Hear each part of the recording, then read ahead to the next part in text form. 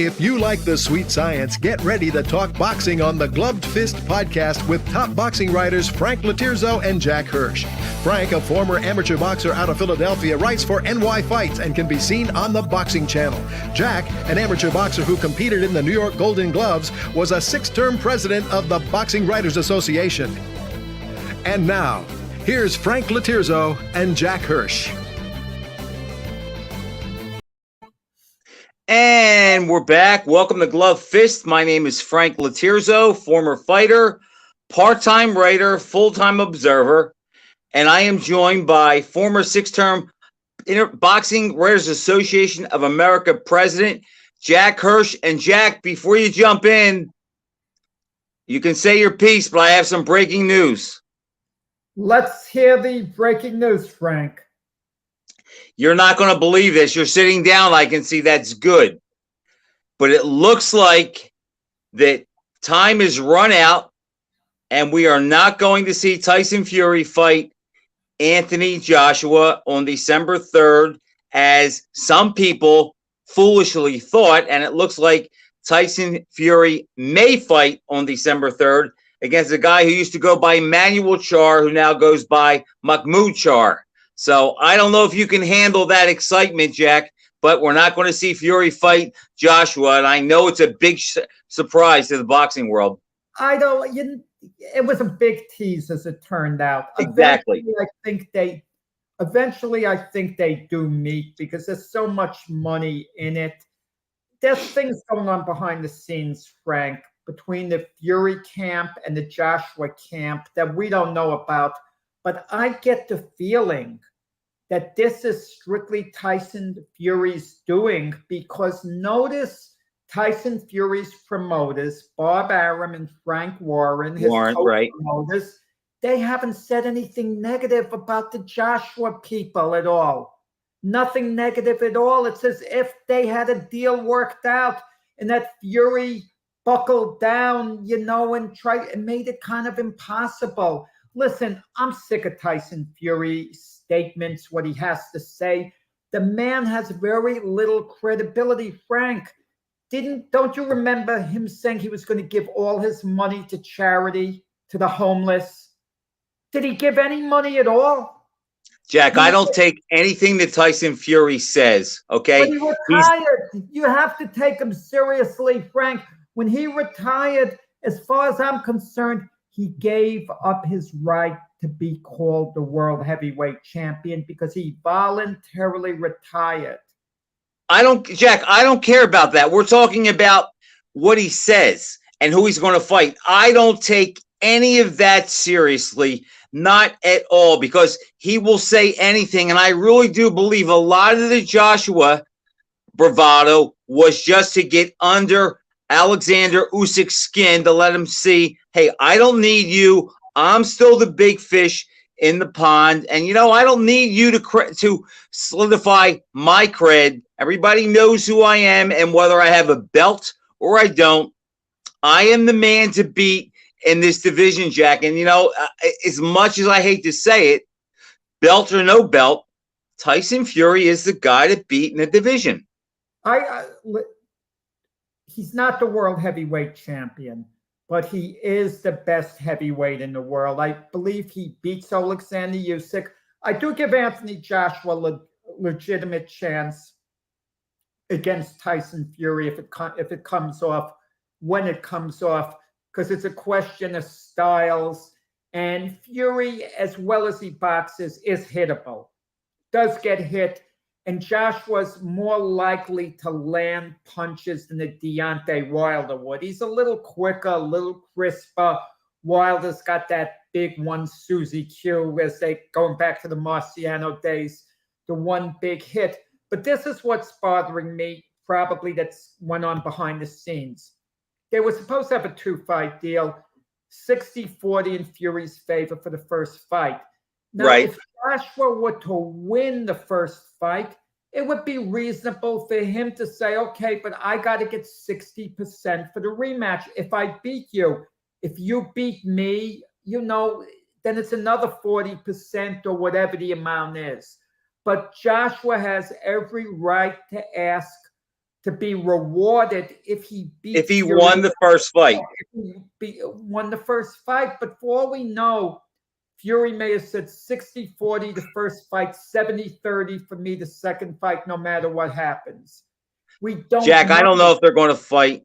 If they fight, it's not going to be for a while, but I will say this and piggyback off a little bit of what you said. Look, if they do fight within the next year, there's no way I could pick Joshua. However, I do think he matches up better with Fury than Wilder did, at least stylistically and physically.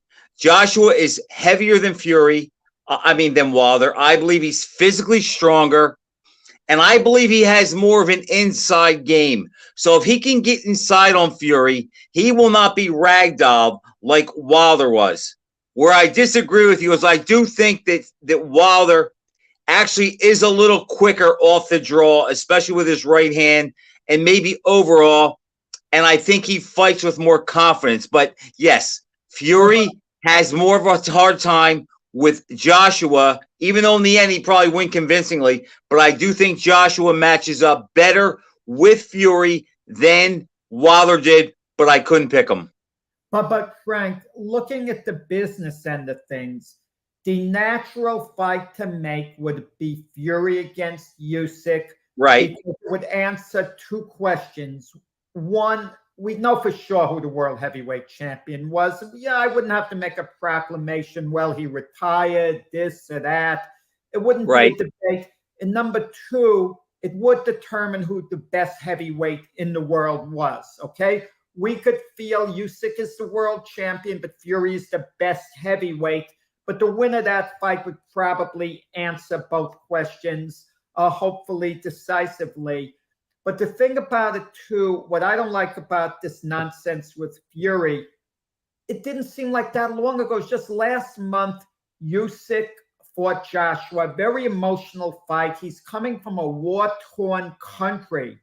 He's allowed to have, should be allowed to have a little chance to unwind after such a big emotional win before going back into training camp for such another massive fight. Now, Usyk would have been ready to fight late February, March. It was just all Fury would have. Jack, it's just Fury's way of trying to cause chaos and mess everything up and get Usyk saying different things and putting him in a box where he can come back and say, well, you said this. I don't think Fury was ever serious about the Joshua fight in December. And I really do think, Jack, I think that Fury is trying to do to Usyk what Ali did to Joe Frazier before the fight of the century, to no avail, because I don't think Usyk is a guy that can break. I mean, what? I think he's trying, Jack. I think he's trying to get into his head. I think that's all it is. I think he knows Usyk, like Frazier, didn't fear Ali. Usyk doesn't fear him, and I just think it's all it's all gamesmanship. And I think Fury, like Ali, is capable of saying anything just to drum up publicity. But I don't think he was ever serious. Let's reverse it, Frank, and let me ask you. Do you think it's possible that Fury might just have a little fear of Usyk? You know, getting beat by him, not getting hurt by him, because Usyk's not a massive puncher. But he's a pretty smart guy behind all the madness. And he's a student of the game. And he probably sees Usyk's skill level. Okay, do you think that is maybe a major concern of his? I just think he wants to win the head game, Jack. I think after seeing the rematch between AJ and Usyk, I actually think Fury is more confident. And even though he looks at Usyk as being skilled, I think he believes that my skill and my physicality will trump whatever he tries to do. I think the only issue that Fury may have is maybe a little bit of the embarrassment if he lost to a guy who he's called a middleweight and a midget and so forth. But I think when he actually sees Usyk fight and when he looks at his two wins against Joshua, I don't think he sweats anything. I really don't. You know what Fury should have done? The right thing would have been, okay, I understand Usyk just beat Joshua. He wants to fight me in March or April. I'll take Manuel Shaw as a tune-up in December. I'll keep busy, and then we'll, sign for the big fight. Maybe that's what's ultimately going to happen. But once again, Frank, notice Fury's co-promoters, Bob Arum and Frank Warren, who are always quick to trash Eddie Hearn, promoter. They haven't done it. That's a good point. Because maybe all the parties were so close to having a deal in place. And I get the feeling that Bob Arum, and Frank Warren, they might be, are they exasperated with Fury's attitude? But you want to hear the funny thing, a fight that can't be made pretty easy. Frank Warren promotes another top heavyweight, Joe Joyce, at any time. And it was a funny scene, the Joe Joyce, Joseph Parker fight. Frank Warren was sitting next to Tyson Fury. And when Joe Joyce was doing good work, Warren was like cheering. And when Joseph Parker was doing good work, Fury was cheering. So even though in a way Tyson Fury's Frank Warren's big ticket at the moment of all his fighters, they were kind of like on opposite sides then. So that was kind of... Well, don't forget, Jack, that Parker and Fury are friends. But, I just thought of something while we were talking before we go to Joe Joyce. Don't you think maybe there was a part of Fury that he may have felt if he fought Joshua next, December, January, whatever, if he fights Joshua next and beats him and stops him and is more convincing against Joshua than Usyk was, that he can claim, I want a bigger piece of the gate, I fought better heavyweights, I have more cred and whatnot. I just thought of that, but I think there was a part of him that wanted to say, I'm going to take your best win and I'm going to make it look like it's not such a big... I don't think I'm going to handle the guy easier. That's something that I just think it could be. Oh, hi, Joe. Fury lives on his own island. That's what we're saying. I don't think he overanalyzes it. I'm going to tell you, Joe Joyce stops Joseph Parker in 11 rounds. First guy to stop Joseph Parker. Keep in mind, this is the same Joseph Parker who went the full 12-round distance with Anthony Joshua. And he's been in with other top heavyweights. He's never got stopped before. Ruiz couldn't stop him either. Right. And exactly. And the thing about it is, I'm not high on Andy Ruiz stopping people. I don't even want to put him in the mix. But he can punch. Since you mentioned his name, sure, let's do that. And he is the only guy to stop Joshua, Jack, so he has to get some credit for that. If you look at, if I were Usyk, I'd say the heck with Fury. I'm going to forget about him. I'm going to proclaim myself as the world heavyweight champion, saying this man announced his retirement. I fought Joshua. And then Usyk could say, I think Fury is scared to fight Joshua, and he'll laugh. You know what he has out there for him, Usyk? He has Deontay Wilder. Yes. He has Joe Joyce, and he has Andy Ruiz. Andy Ruiz, Jack, to a lesser degree. He's got opponents, Usyk. He doesn't. If these guys would fight. Wilder wants to fight Usyk. That's a big fight.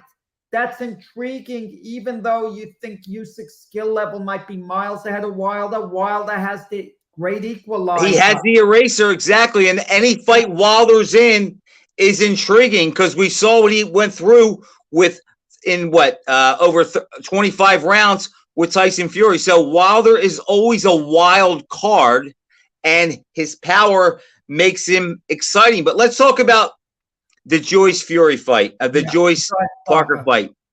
We both picked Joyce to win the fight. We thought one guy's on this way, one guy's going this way. However, Jack, I was never really a big Joe Joyce fan, but I have to admit, this fight, did he look overwhelmingly great?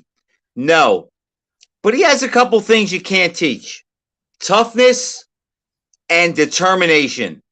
And I thought that Parker, who realized I have to box him, fought the right fight. He might have been a little too heavy, but he fought the right fight. But Jack, when you can't hurt your opponent and he just continues to come at you, that's mental and physical pressure. And I think that Parker felt that and he realized he even said it, I can't get this guy off me. I've hit him with my Sunday best. I'm outboxing him, but I'm really not winning the fight. So I think that based on Joyce's chin, his physicality, and he can punch, he ended the fight with a nice sweeping left hook. I think he's in the mix right now in the heavyweight division, not only for a title shot, but, Fury might be the only guy who I would make a solid favorite over him. I'm going to say something that's going to warm your heart, Frank, because we're friendly with this other heavyweight on a personal level. Randall Tex Cobb. You know what? Am I correct on that? You and Tex Cobb are friendly. Right. On Joe Joyce, what he basically is to me is a more skillful, harder punching version of Tex Cobb. He just keeps coming at you and he breaks you. But what bothers me about Joe Joyce, he's so hittable. That's what bothers me about him. And world-class heavyweights shouldn't be as hittable as Joe Joyce. It's one thing you could shake off the many blows Joseph Parker's hitting you with. What would happen if Joe Joyce fought Deontay Wilder? I don't know.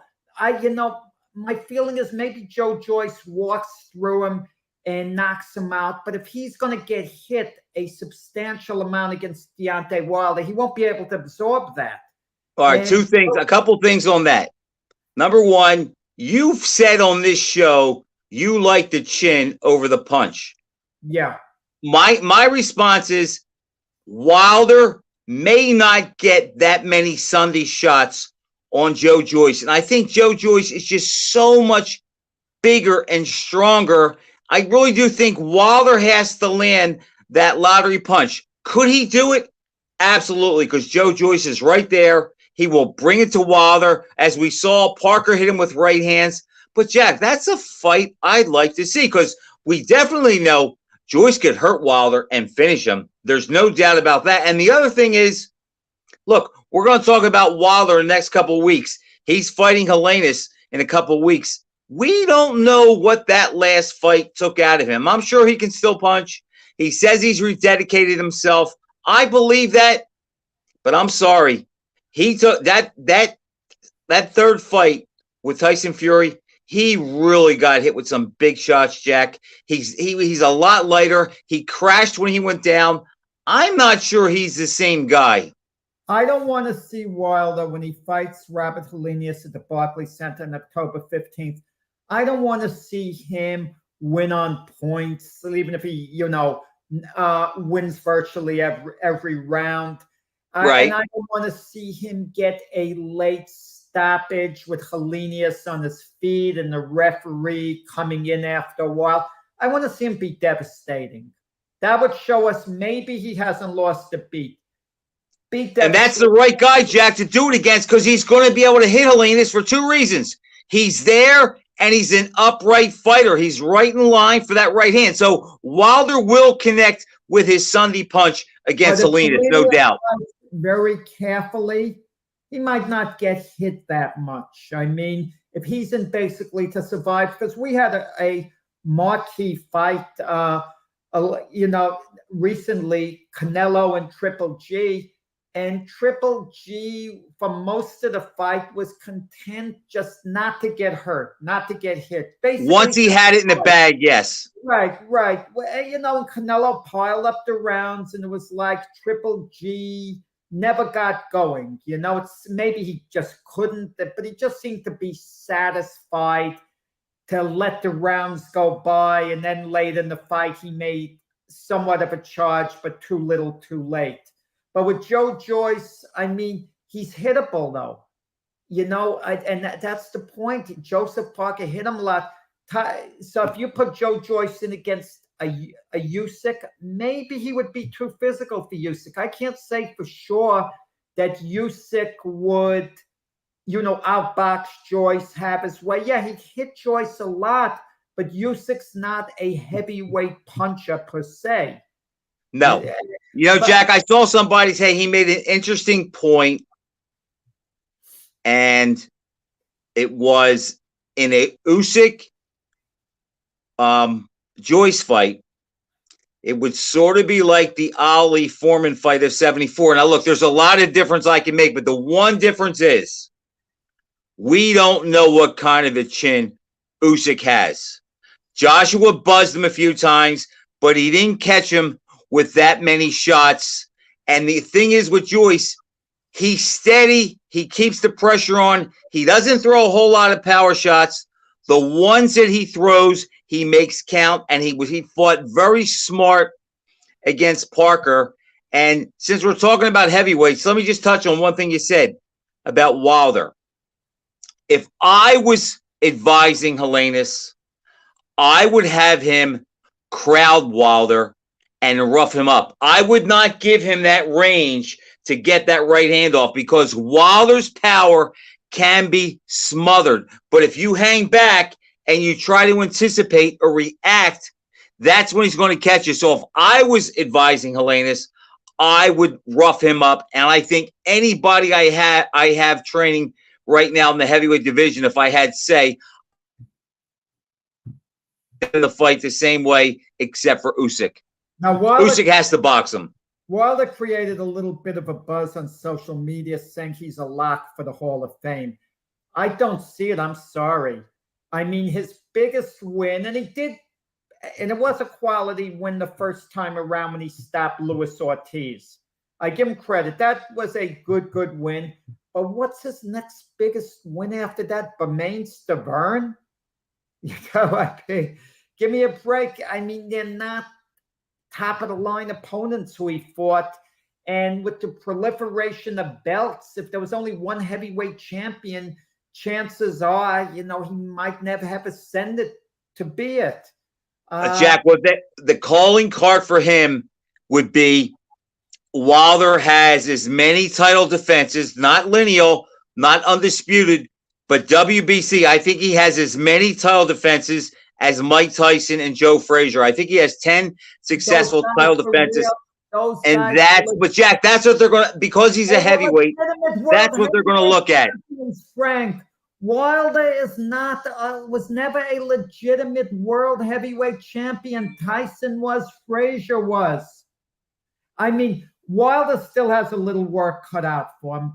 If he got one big major win somewhere else, yeah.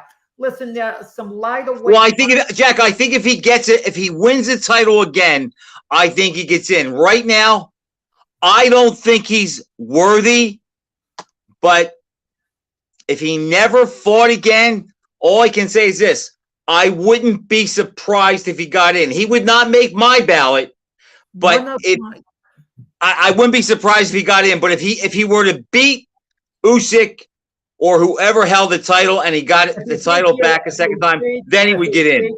Right. Then I wouldn't argue with you. I'd be completely good with that. Okay, getting off the heavyweights, I mean, there was some other activity. Shakur Stevenson failed to make weight, gave up his junior lightweight belts. Now he's campaigning in the lightweight division. That lightweight division, I'm telling you, Frank, lightweight to junior welterweight, all around there. There's a massive talent, but unfortunately, because of promotional differences, I don't know how the whole thing is going to play out. But Shakur Stevenson joins the lightweight division. And let's assume, even though you never know what's going to happen, Devin Haney repeats his victory over George Kambosos October 15th. If Devin Haney does that in the same fashion, you regard him as a real star. Tank Davis, Ryan Garcia, Shakur Stevenson, Devin Haney. Maybe Lomachenko.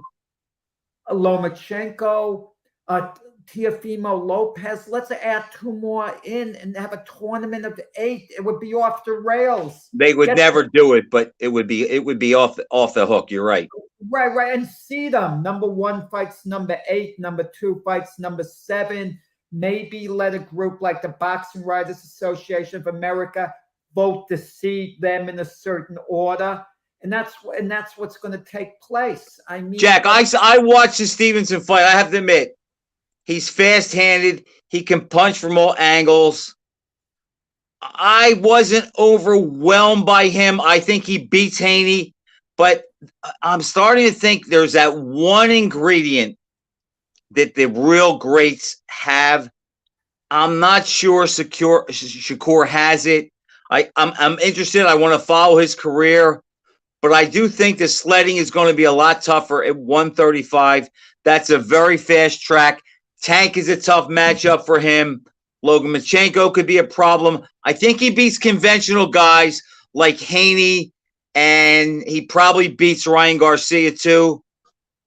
At 35, I think he's in the mix, but I think there's some challenges there, and I don't think he has the smooth sailing that he's had before. Although he can do everything, and he's physically stronger than people think.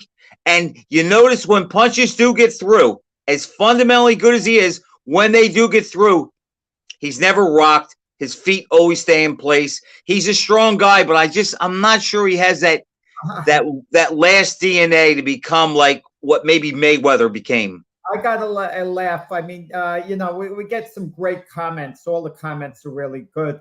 Joe Bergman says Stevenson says he would fight Loma. Notice everyone wants to fight Loma. They're going to jump at it. If this were Loma at his best, in his prime, none of these guys would be lining up. They'd all be running away. No one would be anxious to fight Loma. No, Loma's the name. He has the money, and he's on the decline. Right, but if he wasn't on the decline, these guys wouldn't be as anxious. They all really believe they're going to beat him because they know. See, Jack, I'm not sure I agree that they wouldn't want to fight him. I just think that they look at him as being more beatable now. But everybody that Loma was offered a fight took the fight with him. But let me tell you. But these lightweights, Jack, they don't fight anyhow. Nobody, Jack, that we didn't plan to talk about this, but it's one thing that's starting. I've got text messages and IMs from fans, and they are really frustrated following boxing right now because none of the good guys fight. They just talk. The Jamal Charlos, the back and forth with Spence and Crawford. I can tell you why. Listen, I can tell you why. Even let's use the lightweights as an example. Why it's so hard to make these fights? Because of the promotion. Okay, right. So Tank Davis, he's promoted by Floyd Mayweather Promotions. You take never heard of him. He's promoted by Top Rank. Now, Devin Haney is promoted by Top Rank now. They have something like a couple more options on him. Then he could become a free agent, but chances are maybe they would want to match him with Stevenson, or maybe they think it's too risky and they don't want to risk getting Stevenson knocked off. Ryan Garcia is promoted by Golden Boy. So yeah, there's contempt, there.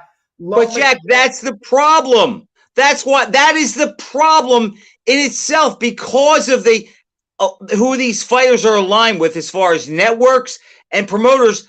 That's why we're not seeing the fights, because they're all afraid if my guy gets beat, now my enemy has the star because he beat my guy. And that's the problem. So everybody's trying to position himself to get the right fight, low risk, high reward. And I'm telling you, and I will say it as long as I breathe air, it's the Floyd Mayweather effect. He perfected it. Frank, speaking of that, Floyd Money Mayweather, okay? He returned to the ring this past weekend, and it was an exhibition, so it doesn't go on the record, but he knocked out some MMA guy in 2 rounds. 2 rounds. Did you see it? Mayweather, I didn't see it. I gotta be honest. I didn't see it. You wanted to buy it, though, didn't you? You wanted to buy it. Mayweather looks sensational. Floyd Money Mayweather says, and I think this is the reason the main reason he's now returning to the ring. Okay, you say to keep his unbeaten record, not to risk it at all. That is a fact, and I did believe that. He's 45. I don't blame him for not fighting again. No, I believe Floyd, he sees these guys who've taken too many punches, too much punishment. He saw what happened to his uncle Roger Mayweather, okay, who suffered the ill effects of the ring, and it shortened his life because of too many blows taken. And he doesn't want that happening. Jack, I'm not going to rip him. I am not going to rip him for that. Mayweather's career, the book on Mayweather has been written. It's closed. It's debatable. As our friend Russell Pelt says, I will say Mayweather is among the 100 greatest fighters ever. If you press me on it, number one. Mayweather says he's number one. Floyd says he's number one. Well, okay, he can say whatever he wants. I think he's in the top 50. But, Jack, I just don't like that he can get over fooling the fans like he does, and they buy it. And before the show, I asked you about a certain writer. I read this today. I get why some fans would want to see Mayweather in action, even in a meaningless exhibition. I liken it to baseball old-timers games in which it can be fun to see retired favorites back on the playing field. And Mayweather provides a bonus. He can still fight at a fairly high level. Jack, Michael Rosenthal wrote that. I saw the Mayweather fight. I didn't buy it. I saw it on YouTube. I don't know if it's still up. Mayweather still can't fight. He could not beat anybody in the top 30 welterweights. It's over. He's done. And the fact that a paid boxing writer could write that he can still fight at a fairly high level, I don't know what he was looking at, but that's not an opinion I value. But people are fickle. I'll give you an example. If Mike Tyson started training like a madman, his physique would look okay for his We already saw that. Right.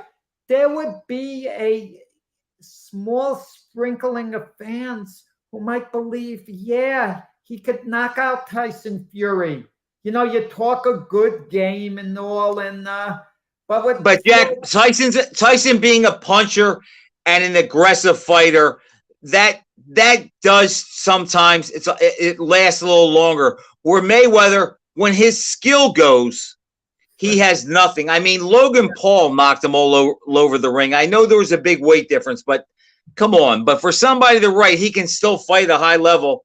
No, not at 45 years old. But I don't blame him for what he's doing, Jack. I blame the fans. I blame the people like me that spent the money to watch Ortiz and Ruiz. What a joke that was. But I needed a fix that night. It was a good fight. It was a better fight than we thought it would be, but it was not worth the money. No. And I paid, and it's like I needed the fix, Jack. And that's how it is with Mayweather. They just want to see him, the best marketer in the history of boxing. But I do think, and I will go to my grave saying this, that his business model, it's good for fighters who can pull it off, but not many of them can pick their opponents like he could, and not many will make 1/2 or 1/3 the money he's made. Let me ask you this, okay? We've had a difference of opinion until recently when they announced way back Terrence Crawford was going to fight Errol Spence, that it was practically a done deal. I said, it's not happening. You know, I spoke to people behind the scenes, everything. But as time went by, all of a sudden, it started to look like it would become a reality. And I told you, I checked with a great source. I can't give you any inkling who it is, who said it's going to happen. And I said, give me a number, what it's going to happen, a percent. And I was told it's 85%. He was certain that the fight was going to take place. 85% is not 100%. I was told that, 3 weeks ago? Well, we've been waiting every day. But the question is this: what do you think is holding this up? Because this deal might fall apart. 85% 3 weeks ago might be down to like 70% now, for all we know. Jack, you know the answer to what's holding it up every bit as well as I do, and that is the money. I don't believe Terrence Crawford sweats Earl Spence. In all honesty, I don't believe Earl Spence sweats Terrence Crawford. It's all about the money. And I believe that Crawford is having a hard time digesting that he's not going to get a 50-50 take. And if he wins, because of the contract, the way it's going to be written, he's going to have to beat him again. And I think Crawford, if he wins, wants to move on. For all we know, I'm just speculating, and I haven't been told anything on the amount. I get the feeling that it's something like a 65-35 split in Spence's favor for the first fight. I'll be shocked if Crawford takes that. And they have a 2-fight deal that maybe it's 65-35 again if Spence wins the first fight. And maybe Crawford was told, but if you win the first fight, then it's 55-45 in your favor. And he's probably a bit ticked off, about the whole thing. Plus, we have a couple of options on you to PBC. I don't know that for sure. I'm just speculating, knowing the business, with that. All I know, I was just told generically what the chances were. I wasn't told specifics, what was holding it up. But we all know, like you said, it has to be a money thing. Crawford doesn't want to take less at all. But the reality, Jack, here's the problem, though. Here's the problem. And this is the only thing I know. The longer the fight is delayed, the more it hurts Crawford. He's a fighter that depends on rhythm and timing. He needs to be fresh. He needs to be sharp. Spence is the type guy that even if he's out for a while, he basically carries the fight to you. And if he's in great shape, we know he's going to get hit, and he doesn't care about that because of the way he fights, he carries the fight. But he can knock off his rust a lot easier. He's also 3 years younger, and the longer this goes, the more it hurts Crawford. And I think, Jack, this is criminal because I believe Crawford has the ability. And I still think he's the best fighter in the sport today. I believe he has the ability to where he could have been one of the all-time greats. And I just think that's going out the window. And when I say all-time great, I mean Crawford at his peak gives Ray Leonard a fight and beats guys with less of a name. Yeah, but you're right. Crawford's 34 years old, and he'll be 35, I think, in a couple of days. Sometimes age could be deceiving. Early in the show, we talked about Joe Joyce. It's astonishing. Joe Joyce has only had 15 fights. He's 15-0. Robbed of the gold medal in the Olympics. You realize he's 37 years old? He looks like a 27-year-old in there. Yeah, Parker was actually the younger guy and looked older. Right. Joe Joyce looks youthful, has a certain bounce to him in there. Normally at 37, a fighter looks, much older, but some boxing's a little different. Jack, it has definitely changed. It's not the same. Joe Louis looked like an old man at 28. Ali was finished by the time he was, how old was he in Manila? 33? He was never great again after that, except maybe for a round against Shavers. It's just different today. And I even can see, Jack, in our lives, when I go to the gym, and I'm 64, I see other guys in there 10 years younger than me, or my age, a little younger. And you know what? They look pretty good. If you stay active, I don't know if it's the food, the progression in training, but it just seems fighters can fight longer. I don't know if Hopkins and Foreman instilled that and changed the mindset. But, for a heavyweight, especially like Joyce, it's not that big of a deal yet. And again, he is preserved because he hasn't had a lot of fights. Yeah, there were, and the weekend too, speaking of fights, there were a couple of lesser fights. Amanda Serrano returned to the ring. She, outpointed. I know she won. Yeah, right. She won. It's funny about Amanda Serrano. The fight with Katie Taylor was massive, sold out Madison Square Garden. But before she hooked up with Jake Paul, she couldn't get any meaningful fights. She kind of retired to go to MMA, to see what she could get, something meaningful in that sense.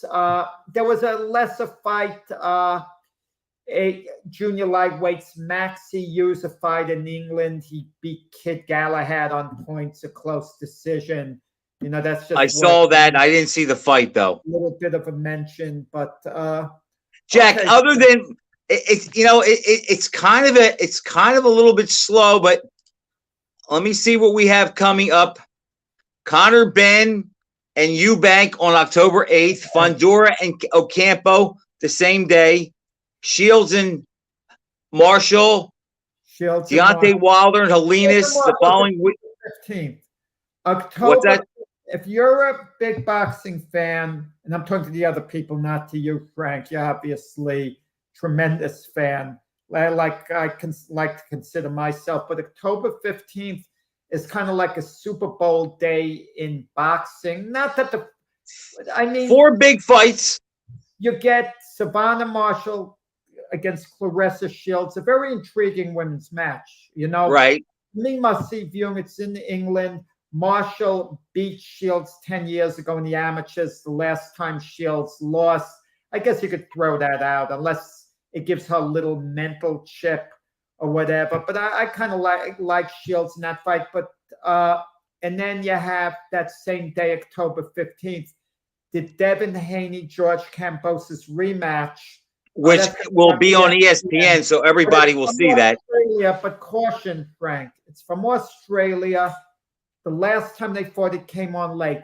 I have a feeling that this is going to really start late, about 12:30 to 1, which gives boxing fans, if you want to do an all-nighter, on pay-per-view is going to be Deontay Wilder, Robert Helenius. To me, I don't want to. I mean, it's a decent fight, Wilder Helenius, because it answers questions primarily about Wilder. But pay-per-view, okay. Listen, if they could turn over good profit to promotion by putting it on pay-per-view, so be it. But Shields and Marshall's probably going to take place about 6 p.m. Eastern time. And then, of course, the pay-per-view of Wilder it'll take place a couple hours after that. And then they could transition to And then I like Conor Benn and Chris Eubank Jr. That's intriguing because Eubank Jr. is the much bigger man. Conor Benn's a much smaller man. They're fighting at a catch weight. Chris Eubank Sr. doesn't want his son to have to fight. He said he's losing. Yeah, he doesn't like him going down in weight. He doesn't want to know from it. Now Junior's saying, I know it's going to weaken me. I know this. I know that. You know what that fight reminds me of a little, even though I don't think you're going to have the same one-sided outcome by any means. Manny Pacquiao against Floyd Mayweather. No, against Oscar De La Hoya. Manny Pacquiao, against Oscar De La Hoya. People forget when Pacquiao signed to fight Oscar, even though Pacquiao was an established fighter, an established champion, he was given virtually no chance by the vast majority of people based on the size factor. And Oscar came in at 145 and looked like an empty package. And even Pacquiao had something to do with that. She thought Oscar was going to beat her husband. He's too big for you. And I can't. So I'm not discounting Conor Benn's chances. No. I mean, I'll tell you in advance, I'm picking Conor Benn to actually win the fight. I think he's the hungrier fighter.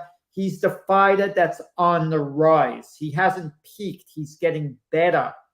So that's my feeling. So I'm telling you in advance, the October 8th. All right, Frank, to remind you. We will be on at 6 o'clock next week. Right? October 3rd. 7, right. Monday, October 6 3rd, instead of 7.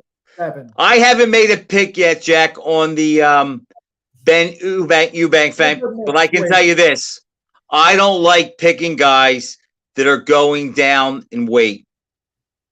So that might lean me towards Ben. I've harped on this too. I don't care what anyone says. When you have to fight at a weight that's unnatural, It's just, Ah, simple it just touch. takes something out of you. I don't like it. Most guys, when they go up and then come down, they're never the same. And I mean, Canelo pulled it off this week, but he had a 40-year-old guy, or last week he had a 40-year-old guy in front of him.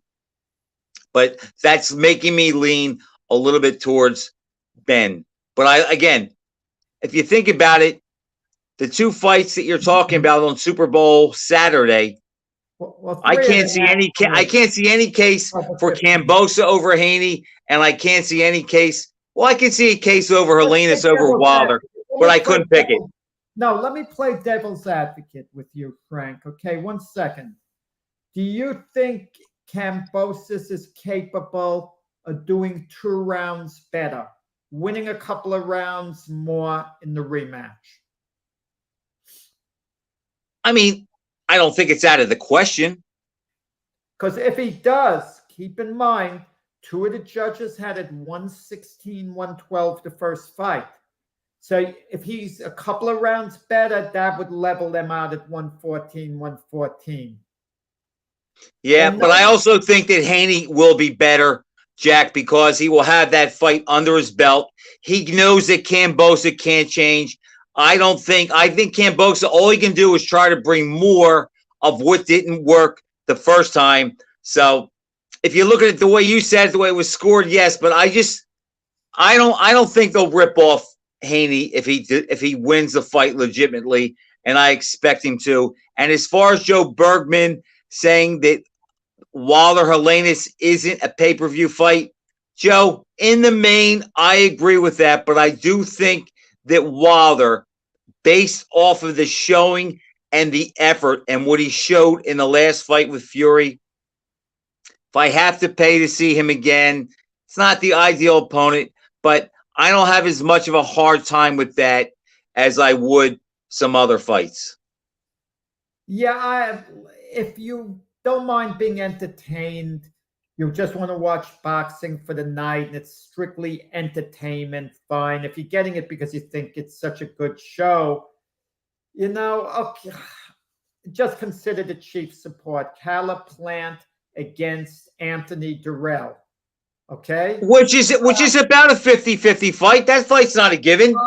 Cala Plant should win. I like Plant too, but I don't think that's a given. Yeah, but you talk about pay-per-view. Listen, in the time we have left, okay? Wait a second. I know. Well, get your announcement up because I had some guy send me some hypothetical fights, Jack, and I told him. That's what okay. Frank. All right. 2 of them stood out to me that were really interesting, and they're not ones you see all the time. So I'll throw them out to you one at a time. You ready? Yeah. At 135, Pernell Whitaker versus Ike Williams. Earlier we were talking about Shakur Stevenson. What makes him effective? I was going to mention he was just like Pernell Whitaker. His defense? He shuts opponents down. He's so hard to win a decision against. To beat Whitaker, you just have to rough him up like maybe Roberto Duran maybe could have gotten inside. You have to throw him out of his comfort zone. Ike Williams was great.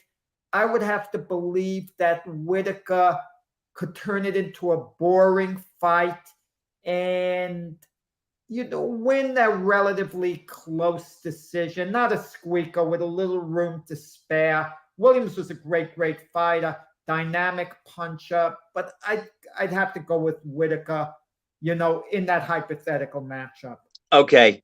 And I think in Whitaker versus Williams at 135, you have a case that maybe you have 2 of the 6 greatest lightweights of all time. I agree with you. I would favor Whitaker. I think he has enough foot movement and jab to get to Williams, to disrupt him, break up his aggression. But Williams does have the style and the power and the ability to put the punches together to make it interesting. But here's what we know. We know that Pernell Whitaker was tough, takes a great shot, and he moved up and was in with bigger guys, and he was never stopped. So in that one, Jack, I would go.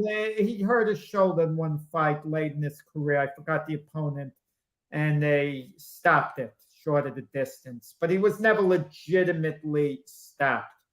And he has the chin to hang in there. So I would favor Whitaker to win a decision. I actually think that Whitaker matches up with all the great lightweights in history, and he's not an automatic win for Duran or Benny Leonard, but they may be, and maybe Joe Gans, they may be the only guys I might pick over him.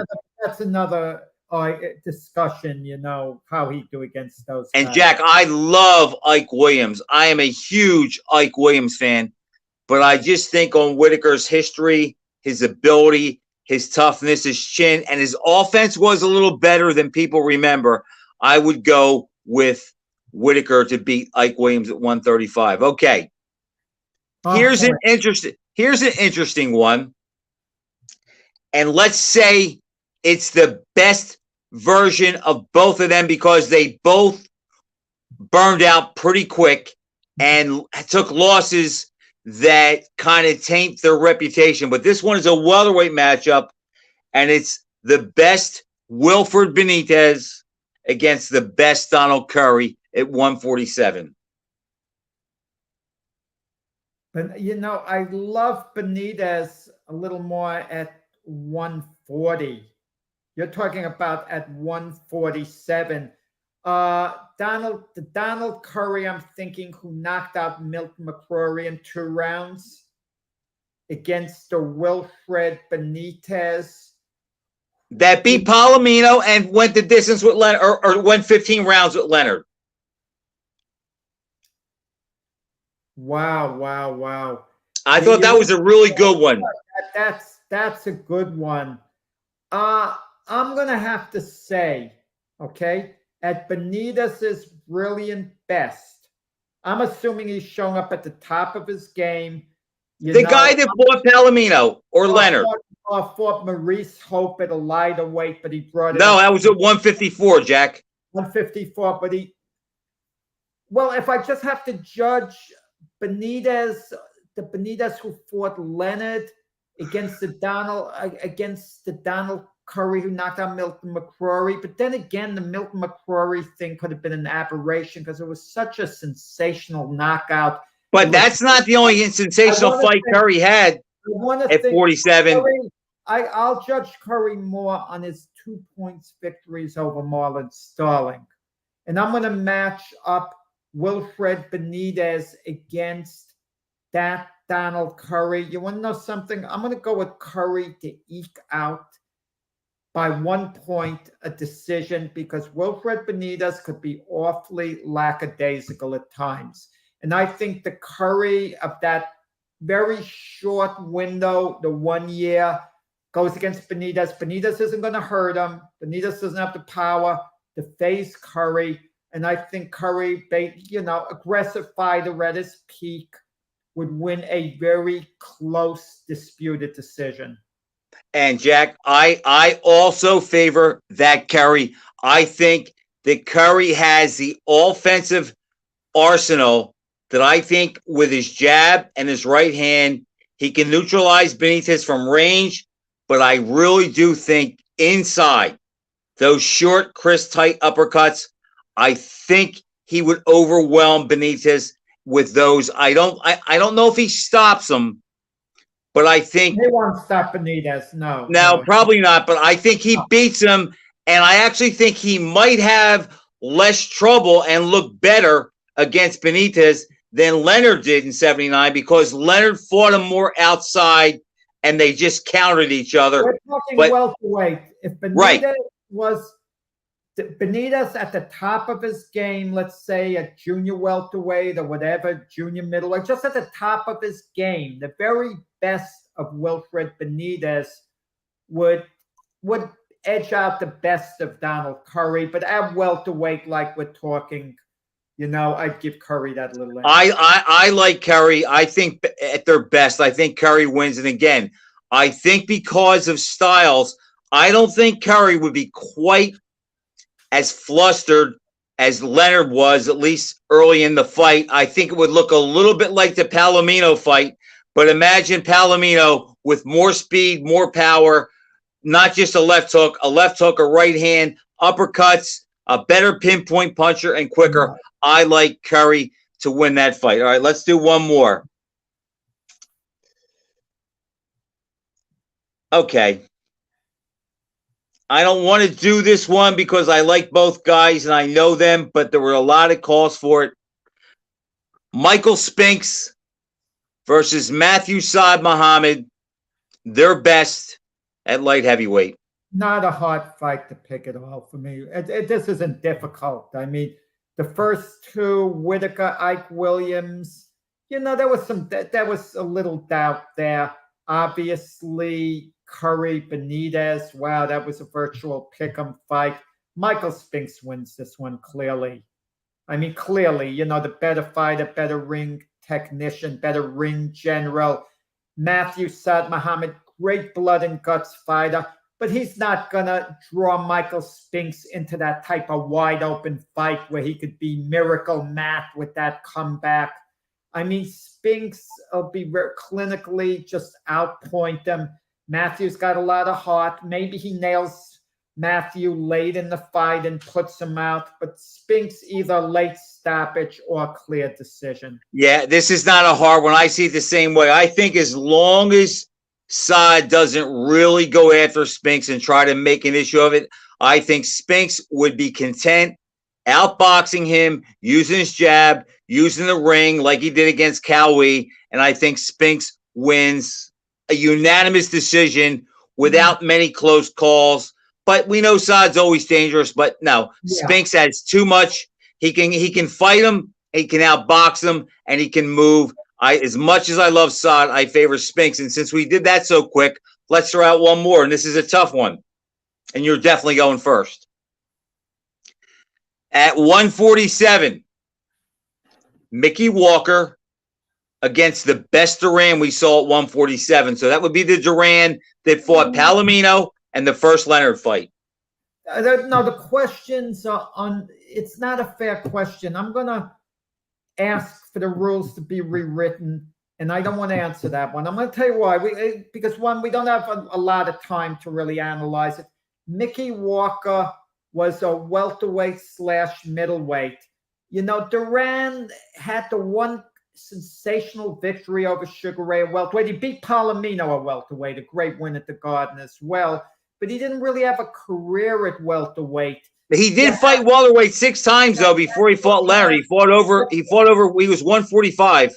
What you have to do, the question has to be, who would have won when they were at their best? With the same weights. At the very best, at the peak of their careers.